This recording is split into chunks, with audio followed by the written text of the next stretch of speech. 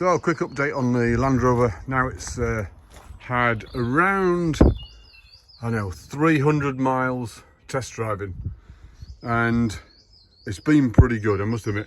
We've got a oil pressure switch on there that doesn't work. That's the switch, so the light comes on all the time. Changed the oil just in case, actually, because I let some out and then thought, well, heck, it's first running, so I changed the oil for new oil. A couple of points about aftermarket stuff. So this is aftermarket. This is Raptor engineering. It's all steel, and the side panel steel as well. Brilliant bit of kit. Nothing wrong with that at all. This is a Bearmax steering wheel, which is plastic, not leather. Because I've got an open top, it's a pickup with a canvas roof, open to the elements. So the leather one would rot quite quick, so I went for plastic. That works brilliant. Love it to bits. The gear knobs. Aftermarket. If you've got a Land Rover, you know that they're always falling off. So gear knobs, they're pretty good. This piece of kit here, that was just to fill an ugly hole in the dash. Don't know if that works yet. I've got the fan connected, but I haven't got anything else connected yet, so I've got to do that. Aftermarket cup holders, nah, not sure about them. They're not bad, but they're a bit plasticky, if that makes sense.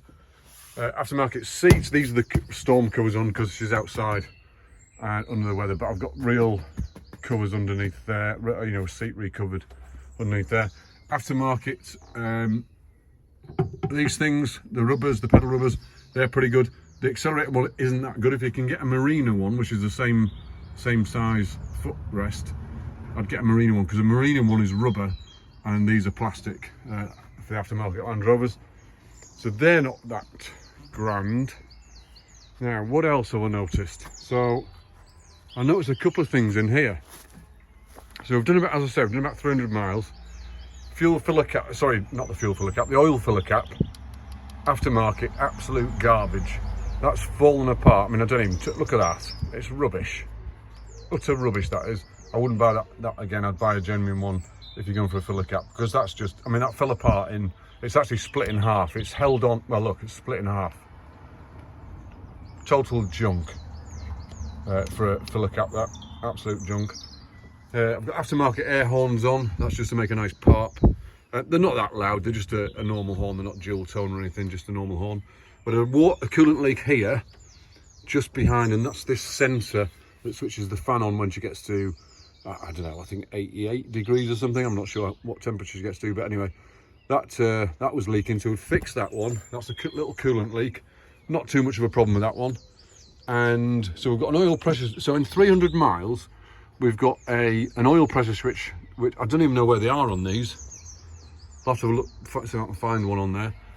6.85 litres of oil, that went back in, and she's been sprayed underneath with a mixture of oil and diesel to keep her from rotting away, as Land Rovers do. And George at GW Motors put this on. This is a series, I think, 19J air filter, and a clamp that we got, a T-bar clamp that we got, and then I made a bracket on the back of there, and George has fitted this on so it goes to the turbo. Utterly brilliant bit of kit. And he's done all the hoses and split the hoses and fitted them in the right places and stuff, so that's fantastic. What else was aftermarket? The wipeout lights. Now, it's weird. These things are brilliant. There's nothing wrong with them at all. I mean, it's actually an improvement on the old design. As in, the bulbs are rubbish. They'd get water in them all the time. And the wipeout ones are sealed units. There's no water getting in there. And they're nice and bright. Perfect. The side lights are actually brighter than the blooming headlights. And then what I did was I went for crystal classics, or wipeout crystals. These headlights are normal headlights, normal shape, pattern, perfectly MOTable, and they've got a normal halogen bulb in. And it's a yellow bulb, not a white bulb, or blue as some people call it. I can't see anything wrong with these. I don't know why people put halogens in, or, I mean, it might be for, I don't know. There's nothing wrong with them at all. Totally normal headlights.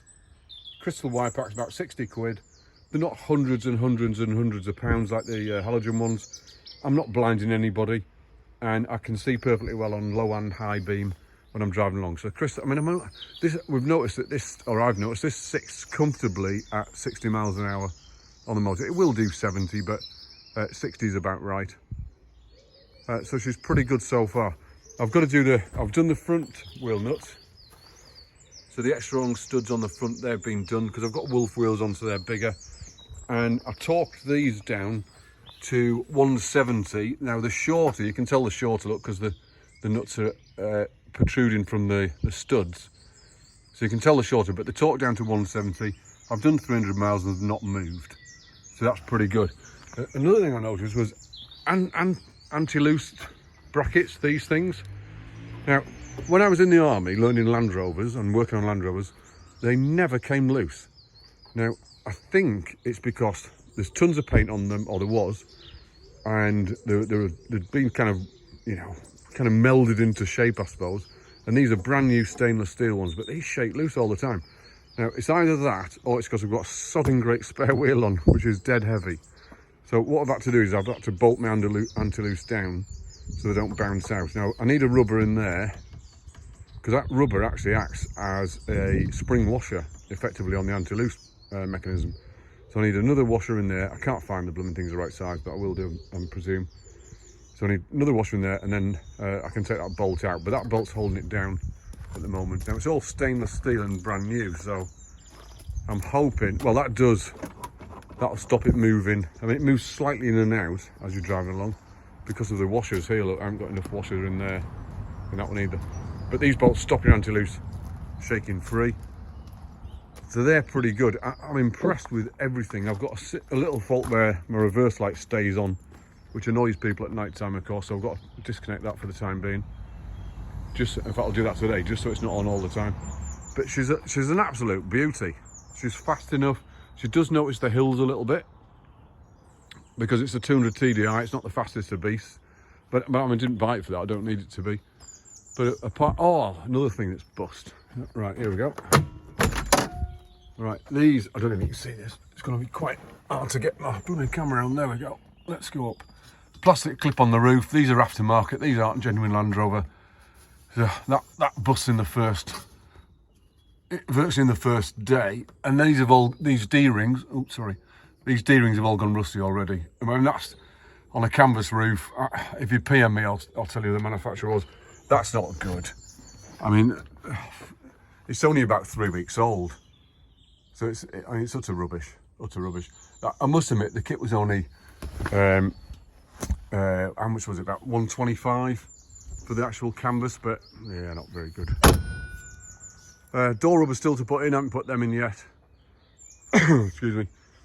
But after 300 miles of test driving, the first 3 miles and 5 miles, I had Andrew in the recovery truck kind of with me. Now, she's got an advisory in the MOT, which was too much oil in the engine, so I've done that. Changed the oil and got the right level. And then these bolts I've got to renew. Wheel studs I've got to renew to make them longer, because the MOT test said, look, I'll pass it because you've stuck to the military spec. I've checked all the books. It's not a fail, but, you know, put longer ones on and you'll be right. So I'm going to do that.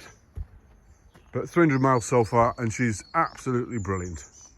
She's fun to drive. This summer, I'm taking this off. It's going to be an open up, taking the door tops off, and she'll be a bit of an open top because I like it. I've got the old, we've got the fuel can here, and we've got to clean this out, of course. But my aircraft loading box, storage box sits in here as my boot, so it's relatively secure. Another thing I noticed was these blooming screws on there. Look, see the screws on the crossbar for the seat belt? Rusty as you like. I think a couple of improvements in design wouldn't go amiss there. All in all though, I mean, we're chuffed to bits. Good Land Rover, 300 miles in test driving so far, and she's performing reasonably well. Oh, well, that's another thing. Aftermarket blooming wing mirrors. What a load of rubbish. Look at that. I mean, it's just garbage. So if you're buying wing mirrors, I'd buy genuine. I'm going to buy genuine wing mirrors then, because that's just, when the wind hits it, it just tips over. It's just, and that's brand new. I mean, I've painted it here to match the truck, but that's a brand new wing mirror, and it's rubbish. Again, this aftermarket kit, you've got to be careful with aftermarket kit, because it's not as good as Land Rover built it. Now this one, to be fair, that one's actually all right. Just one of them. Can you believe it? Just one is. So you've got to be careful with the aftermarket kit. that you put on. Ooh, a bit of rust there, but she's 2mm metal there. A little bit of paint in there. Aside from that, brilliant, utterly fantastic. I'm just watching her now for the time being, making sure everything works, just testing stuff. I've got a squeaky fan belt I've got to fix. So just testing stuff as I go. Okay, my name's Mark, I'm out.